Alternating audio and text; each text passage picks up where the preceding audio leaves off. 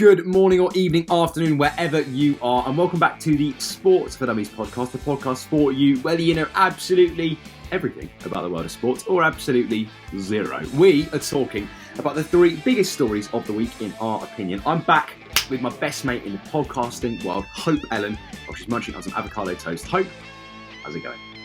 It's going well. I actually put the avocado toast to the side for a hot sec. Yeah. I have, because I don't feel like I'll be able to listen and contribute so much if I've got seedy bread and avocado in my teeth. Before this, Lewis turned his nose up at the avocado and we realised he is an avocado-don't. I'm an avocado-don't. I'm also, Hope, on that note as well, I've realised I've had something sitting here for a while that I haven't actually touched for a long time. It's a Zap bar, which is actually, it's a bit crumbly now because it's a couple of weeks old. How long has it been there?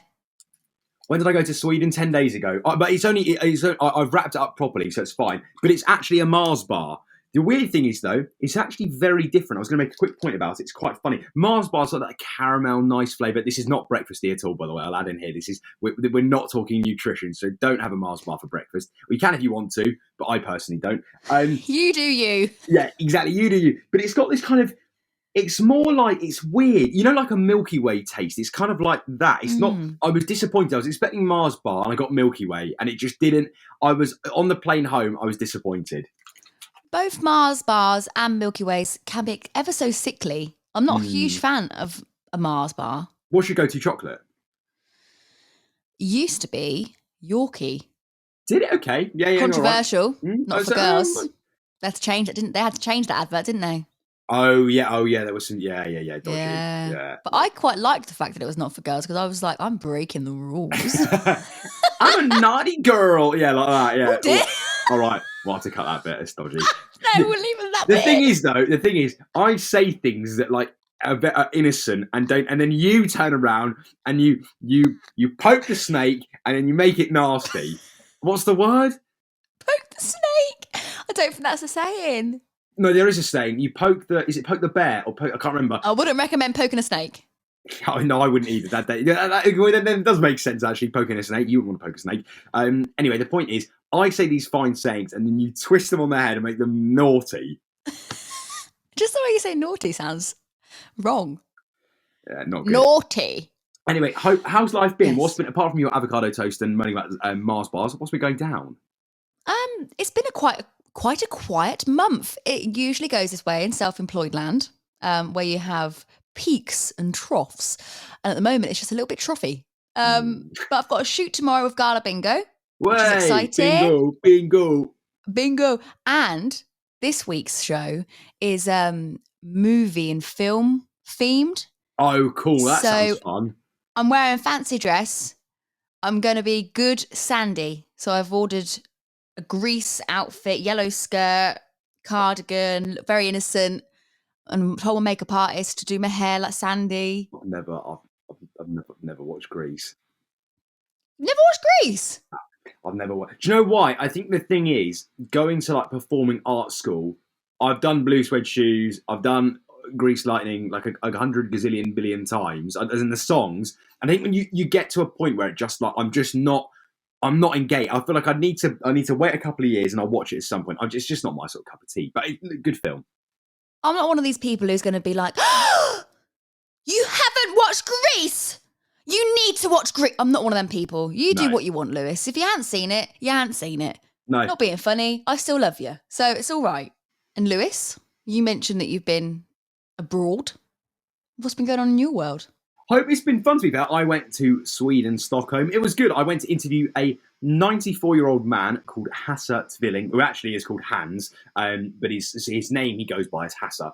And he is one of 5 men in Swedish sporting history to compete internationally for Sweden in ice hockey and football. He had a twin brother called Stig, who was also called, his nickname was Stickan.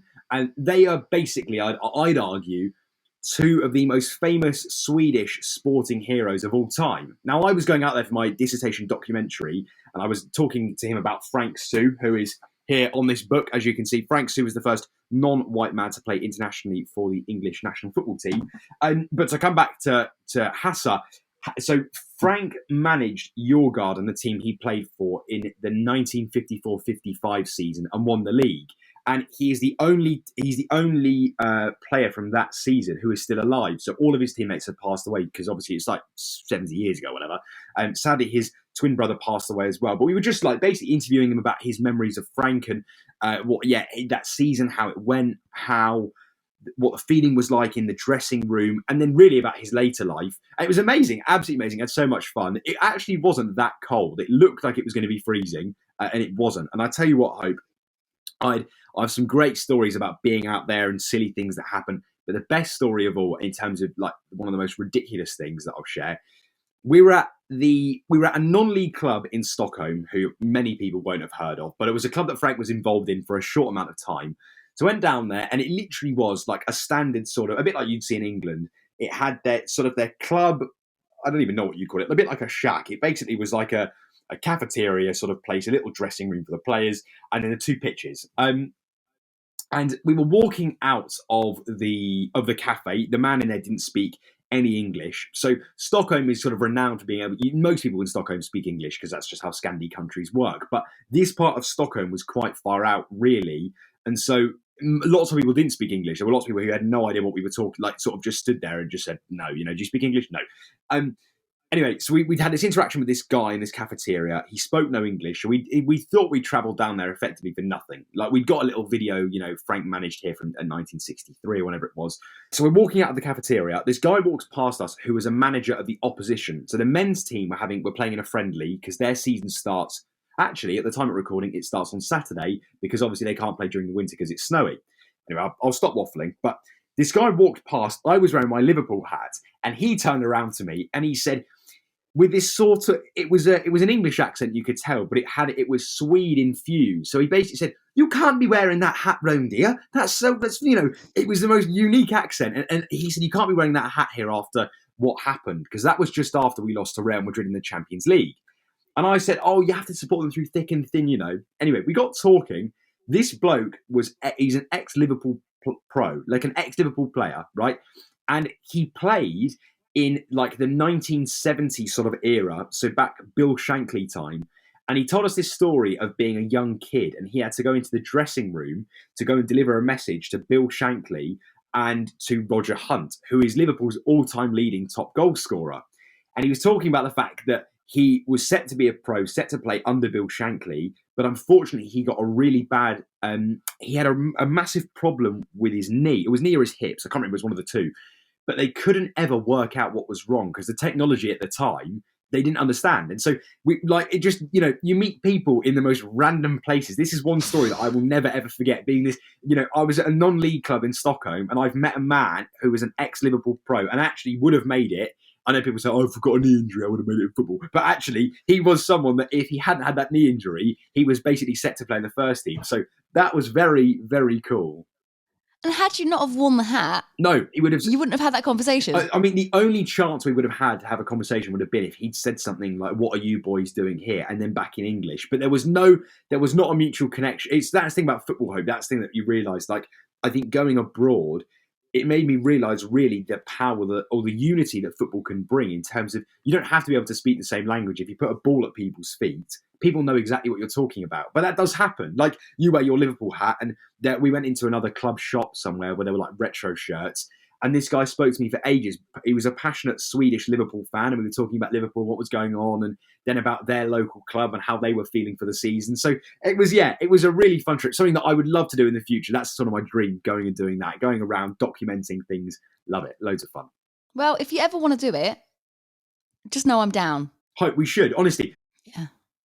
Right, anyway. Yes, back to reality. Anyway, we're talking about Jason Smith. Back to reality, and we're going to jump into story number one because we've been waffling for quite some time. We have. Hope we're talking about who I would describe as the face of Paralympic sport, pace, running to be exact. Talking about a man called Jason Smith. Now, aged 35, Jason has announced his retirement. And he, you know what? Hold my hands up. I actually didn't know a lot about Jason before, and I was absolutely blown away by this because the sprinter has earned 6 para titles. He won 100 and 200 metres at Beijing in 2008 and London 2012, and he's been unbeaten since 2005.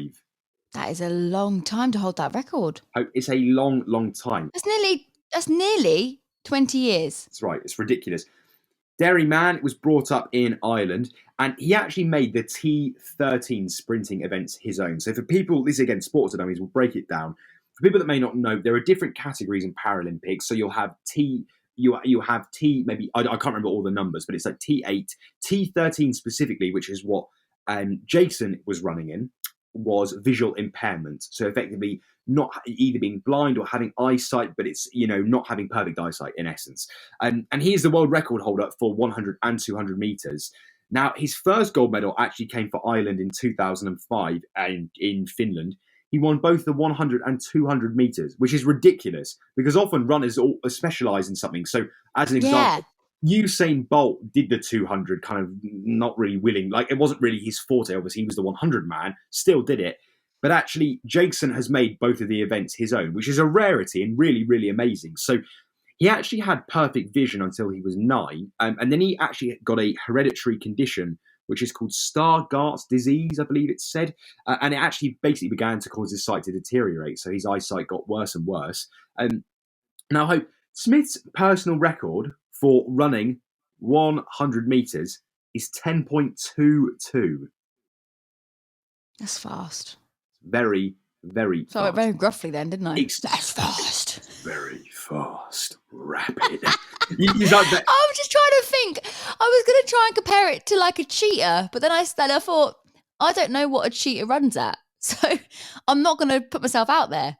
But that's why I hesitated. Okay, I'll give you some perspective, Hope, because Usain Bolt's not even cheetah level. I will say Bolt, by the way, I do know that he loves football and he tried, didn't he? But no, not so good. Yeah, it didn't really work out for him. Really quick, obviously, like okay control, but no. I mean, he was at an age as well where he was old playing football. It wasn't at the peak of his running career for definite. But yeah, so Smith actually because of his personal record, actually saw him compete against Usain Bolt and other great sprinters at the 2011 World Championships in South Korea. And he's actually the first para-athlete to compete at an EU championship when he reached the 100 meters semis in Barcelona in 2010. So as a para-athlete, he was competing against athletes. And unfortunately, he came fourth. He missed out by like a tiny fraction, as it often is in sprinting. They're always really, really tight margins. But his career is remarkable. And it's quite interesting reading about his career now, because I was going to say, he actually had a year full of injuries building up to Tokyo, which was 2020, wasn't it? That was the 2020 Olympics that all went in the bin. And so he was building up to that, and his sort of career he had some niggles, in a couple of little injuries here or there. And again, people were like, has his age really caught up with him? Obviously, this was now 3 years ago. That's weird. Or 2 years ago, wasn't it? Because it was 20. Was it 21 they did the Olympics? Was it 20? It was 21, wasn't it? Yeah, 21, yeah. Yeah, it was 21 because I remember being confused by it and you explained. Yes, no, you see, I confused myself. There you go. But basically, Smith's unbeaten Paralympic record actually came really, really close in Tokyo from an Algerian runner called Athmani. But actually, Smith beat him in his last ever race by 0.01 seconds. And Hope, when you see the photo, I mean, if you talk about VAR, literally, it is like, can we insert it? Yeah, you'll insert a photo. I'll get there. It is, I think, practically impossible for the naked eye to see. Like, I'll get you, Marnie. So is he completely blind? No, so he can he's got partial sight, so he can partially see. Isn't it weird that we can this is going to sound really bizarre, but we can only see our own eyes. Like, in terms of, I will never be able to see what you see. Yes. All the senses, Hope, whether it's hearing, taste, smell, touch, all that stuff, everything in everyone's body is different. And you'll never know if yours is different to someone else's. No, I will never know if the shade of yellow that I look at over there, or the pink, or the blue, is different to yours. I will never know equally how strong it is. Like, there are some things you look at that hurt your eyes. There are some things people look at and go, I can't look at that, it's too bright, or it smells too strong. It's interesting. And the way that I could stand next to you in a room and we could open a bag of Doritos, right? And you could turn around and say, those stink, shut them, and I could go, that's the nicest smell. It's weird. It's very fun. It's very interesting. The anatomy. I want to read a book on it. Do. You can read a book and you can come on and tell us all about it and why it is the way it is. I'll tell you all about like armpits, Yeah? What? Why? right? Why armpits? Because I bet armpits are actually quite interesting if you look at them like biologically. Because you got to think about it. There's sweat glands, there's hair follicles, and why is there sweat glands there? Why do we want to cool down there? Yeah, that's interesting, isn't it? Yeah, but why isn't it further down on the body? Why not there, and why not your belly button? Interesting. Hope. I want to research the armpit. Dr. Hope Ellen researching the armpit. I look forward. Well, and why do they get hairy? Because hair, like eyebrows and eyelashes, protect and nose hair protects you from dirt. Yeah. What happens if you get dirty armpit? Why have we got hair there? Interesting. Sorry, but interesting. Literally fascination station over here. We Oh, like that. We're loving it. But yeah, Hope, in essence, Smyth's now retired, and he came out and said, I think now is the right time for me to step away from competitive Paralympic sports. I've lived and fulfilled the dream, and I hope to support the next generation of para-athletes on their journey. But he's actually going to continue working in the Paralympic world. He's still working for Ireland, and he's going to work as a strategy manager, obviously with his great background in running. But it was interesting because he basically made quite a good point saying about the fact that, and I don't want to compare it to the war because that's not relevant and it doesn't really make sense. But what I was going to say was what he kind of summed up in essence was similar. So when people go to war, right, there's this feeling of great victories, heroes, and as soon as they come back, nobody cares. And that was similar to what Smyth was saying. Actually, when he was at these events, people love him, what he's doing, his story. As soon as he comes back, people are like, oh, who are you? Well, it's like veterans coming back, returning, and then they're homeless. Yeah, and he coming back, and people are like, oh, you ran something or another, and I think that's really interesting actually to hear, because I think there is a perception, I think definitely about Paralympics and people, and I even say some Olympic athletes. I don't think we pay enough attention to the international sporting world, and I think there are.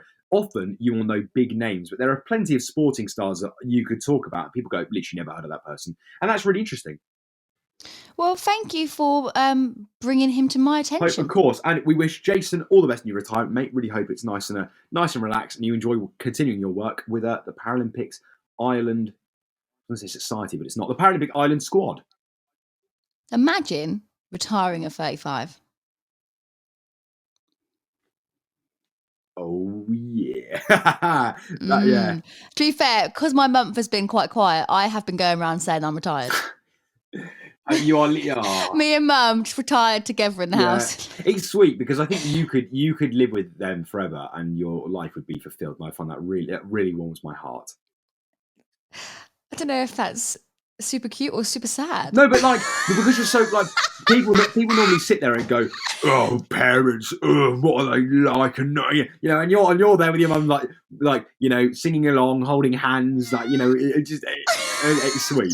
Yeah, but I think that probably comes with maturity because, as I feel like I know my mum and dad now as people, not just as parents, and I value them as people. And not saying they're my friends, but I enjoy their company. Whereas when you're younger or maybe more immature, you're like, ugh. Don't get me wrong. We all get on each other's tits. I annoy them, they annoy me. But yeah, I'm happy at the moment. But yeah. But hopefully I'll move out one day. Of course, and you'll be living your own retired life on your own somewhere with your feet up in your rocking chair. Yeah. Story number 2.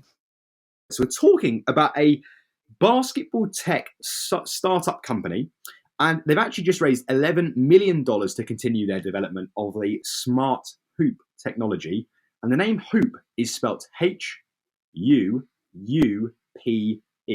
So again, a bit more sort of the edgy style. So not Hoop, H-O-O-P, it's Huupe. There you go. We're talking about Huupe. Okay, so does this count how many you get in? See, this is very, very clever. So the funding basically, again, we don't have to go into the ins and outs of the funding, but it basically involved various different tech companies. Well, tell me how they made 11 million, because I feel like we need to secure that investment. That is a serious amount of cash. It's also backed by NBA player Thaddeus Young, who's a good player. Now, basically, this whole process that's happened follows on from an initial round of sort of investment, seeing how they would refine the product. So this money they've raised, the capital they've raised now, is going to go towards effectively developing hardware, software, and AI tech. That's effectively what the whole thing is. So it uses hardware, software, and video streaming, basically. So the hoop is pretty much exactly the same sort of hoop that you'd expect. So it's a similar hoop with a backboard, but the backboard is actually a video screen. It's protected by glass, so it's reinforced, which obviously means the glass can't smash. And it effectively has a screen on the backboard, and it displays training videos, drills, interactive games that you can basically do as you're playing. So if you need to do a drill where, and again, the technology is only developing, but I would assume if you need to practice your shooting, a video would pop up, a 30-second video, stand here and shoot, stand here and shoot, stand here and shoot. While this is all going on, while if you're completing an activity, the AI analyzes your performance and then provides data for feedback. Now, the target market they're aiming for is basketball players and fitness enthusiasts. I want you to guess how much it costs. Oh. Well, if it's for basketball players, it's got to be in the thousands. I'm going to go with £15,000. Well, okay. Do you know what? It's a bit steep, but oh, did I do that thing where I shot too high and now it's going to ruin your build-up? Yeah, it doesn't matter. 5,000. Yeah, well, 4,995. You're pretty much dead on. I'll give you that if you round it up. That's right. So $4,995. You can buy a hoop, not a normal hoop, a hoop, and it's a $30 a month subscription. So in essence, it's actually very similar to like a Peloton subscription model. So you buy the hoop outright and you pay a little subscription. It keeps your thing going and you get new drills and whatever. But again, they're hoping that their product basically is going to scale and will sell to millions. And the aim really, after kind of selling it privately to those that want to invest, like NBA players and private gyms and basketball teams and whoever, they actually want to sell to schools, gyms, and I was going to say schools and sports facilities, which I think is very, very interesting. So if you look at a Peloton bike, they are about £1,500. So this probably works out at probably like £4,000 near enough, like £4,200, £4,300. So again, still very expensive. But we'd be interested to see how something like a hoop develops. When you was at school, yes, and you had PE lessons, yes, did you have the apparatus, the metal apparatus that came out and it was like a hard buzz? You'd all be like, yes, the apparatus is out. Oh, it was the best feeling. Hope was in the dream. We did, but I feel like we were getting to an age of health and safety where that stuff started to not exist anymore. Oh, I know. The metal apparatus, had rust all over it. The paint was peeling off. Yeah. Where the blue mats go down, you got the big rings, and then you'd have just a normal bench that you do like bunny hops over, and it would be like circuits. Oh, apparatus back at primary school was the bomb. We had one of those, I can't remember, I think it was a springboard where you would jump off it and then fall on a mat. That is unbelievable. Those days, Hope, were class. But to be fair, the reason why I think I get lost in time was that our PE lessons used to be quite iconic in terms of in year sort of 10 and 11, because they got to an age where they didn't really care anymore. People couldn't be bothered with the bleep test. You get to an age where people are like, no, seriously, I'm not running that anymore. Oh, bleep test was so hard. Yeah, rubbish. And you could effectively pick what you wanted to do. And so our year 11, I think ours was on a Monday morning, Tuesday morning, we'd have football, 50 minutes of football, indoor football. Seriously, one of the highlights of my life.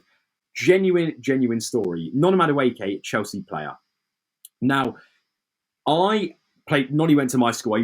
I sat next to him in RE and PE. I told this story before, but I sat next to him year 8, back in the day.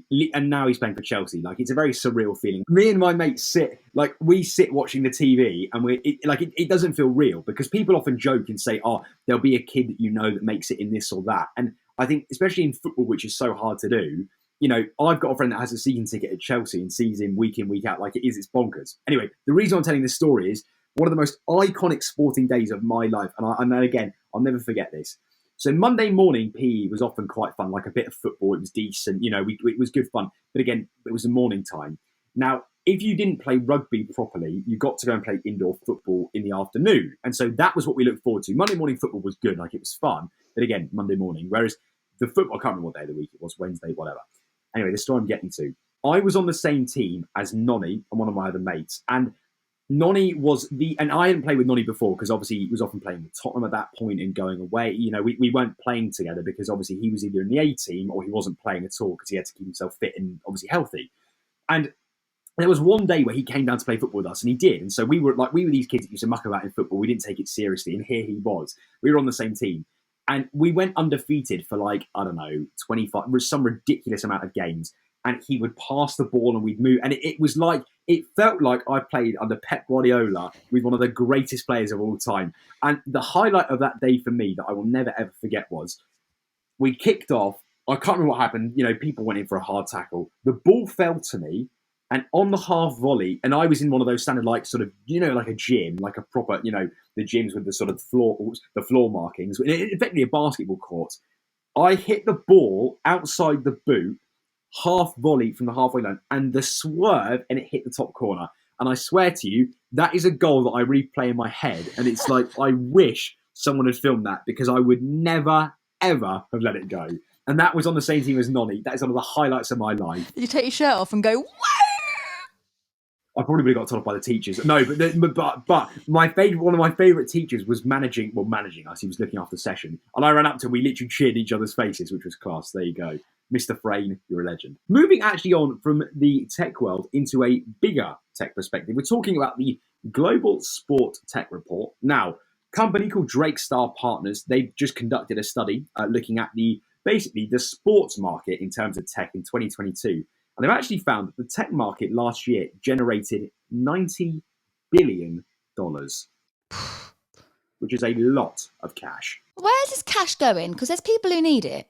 Well, this is where the figures come in. So the study looked at various elements of business, basically something like mergers and acquisitions, so buying things, taking items effectively, financing, public market, you know, looking effectively at all different bits in the sport market. Now, to be fair, I was slightly surprised because the mergers and acquisitions, so again, buying and selling assets, that generated $78.3 billion, which I thought was, you know, not excessive, but a lot of cash. That actually made up a 70% year-on-year increase from 2021.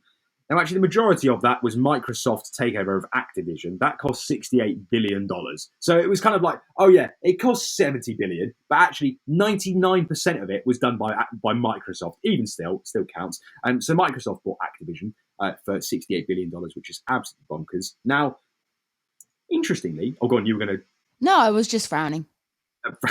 I was just angry. And so fantasy sports, esports, and gambling made up basically most of the rest of the market. So that $2 billion effectively was the rest of it there. Now, interestingly, actually, the fan engagement sector was up 70% from last year. So clearly, people are investing more in terms of getting their fans involved. Whether that's, say, you go from esports to international sports at club level. But it was quite interesting because obviously, if you think about COVID, if you think about 2022 and the year. It was obviously quite a weird one because we were coming out the back of COVID, and there was an economic recession in this country, really worldwide. Russia's invasion of Ukraine, like it was a weird year. So it was quite interesting. So principal of Drakestar, who's actually called Mohit Parikh, said the rapidly growing sports market witnessed record consolidation during 2022 and a very strong inflow of investment. We expect 2023 to be another strong year and growing investment in the sports ecosystem as strategies and financial investors / buyers continues to be highly acquisitive. Because it's acquisition. Acquisitive. Acquisitive. I hope the reason why I wanted to tell this story, though, was because I thought it would be very interesting and you'd enjoy this. So for 2023, they've listed as buyers to watch, one of those, which is alongside Fanatics and Sony, two companies that people may know, one of the number ones to keep an eye on, DAZN. Hey! So there you go. So there you go. So it's quite interesting. People are investing money into technology. DAZN? Yes. Have also signed a deal with Sky. So they've got a Sky channel now as well. I don't know the ins and outs. I've seen bits and bobs on social media. Some people are really happy. Others aren't because it's not on Sky Glass and Virgin customers aren't affected and all this stuff. But they're working on trying to get that partnership over the line one way or another. So the reason I was telling that story was because actually it's interesting. You look at a company like Huupe or a startup and you think that's one company. $70 billion was spent on tech. And $78 billion was spent on tech. Now, I know $68 billion was spent obviously on Microsoft, but that still leaves $10 billion, which is a lot of money.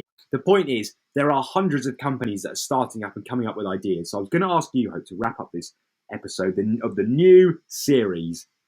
What is your sport tech dream? If you had to come up with an idea now of something that you could prototype, what would it be? Shoes that you put on, like trainers that allow you to fly. In what sense for sport? What for basketball or? Well, no. Hear me out. No. It will be good for the environment. How it would be built, it would be hydrogen, so it wouldn't be damaging to the planet. And then what you would do is put these shoes on, and it would make you travel around the world to different events. So if, who was it? Arsenal played Lisboa. Lisboa, yeah. Not so long ago. Arsenal players, to get there, rather than a plane, which is bad for the environment, they'd put on these shoes with the hydrogen, and they'd all just fly there together. Like, you know when you see birds, my nan used to say, when the birds are in that triangle, at a certain time, the V formation. My grandma would say they're flying home from school, right? Oh. Well, the football players would be in the V formation, flying into their game. You'd have Arteta at the front leading the pack and behind. There you go. See that? And that would be a good advertising opportunity as well. They could have a banner.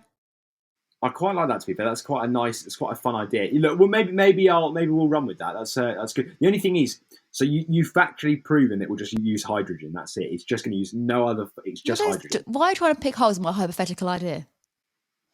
Well, you were so confident. You were so smart, Alec. What's yours? You were so confident about hydrogen. I just thought it was, hydrogen, when it makes up 3.2% of the Earth's atmospheric oxygen level.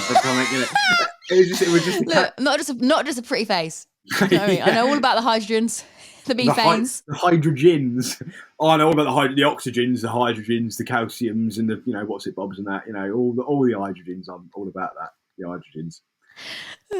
If I was coming with an idea, Hope, I mean, again, the tech world is interesting, isn't it? I think I like the idea of, I don't know, because I have quite a few fun tech ideas of what you can do. But again, in my head, something I think that would be interesting would be, you look at people, and again, this is a bit more, I'm not sure how this would work necessarily. Just spit it out. You know when you look at kids that train on their own with football or just sports generally, actually saying, there's a kid on my road.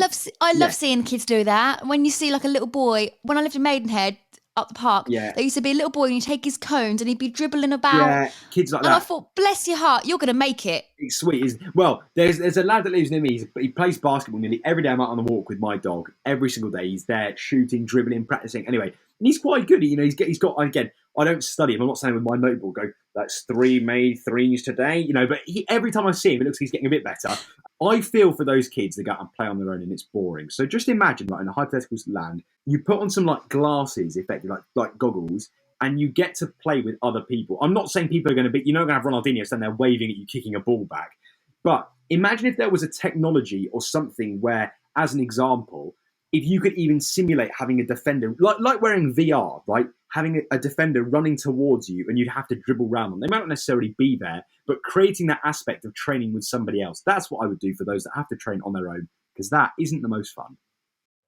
I think that would be very good from a developmental training standpoint, but potentially dangerous in terms of a human interaction, socialising angle.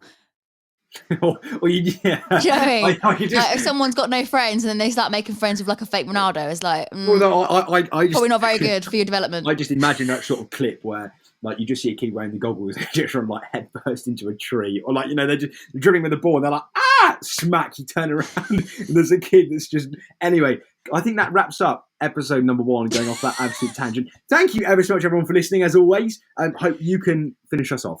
Lewis, thank you so much for sharing all those stories. I enjoyed them thoroughly. I'm glad. I hope I'm always. We digressed a lot, as we always do.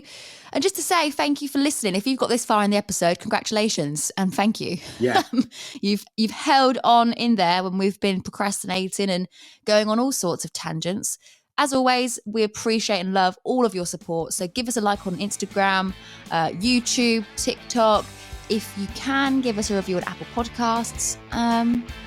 think that's it. I think that's See you all next done. week. See you next week, people. Have a great one, and we'll catch you on it. And if there's any sports that we've missed, let us know. Anything we need to catch up on, and any stories that you enjoyed, just let us know. Peace. sportsdummiespodcast@gmail.com. Finally, eyes On the prize. on the prize.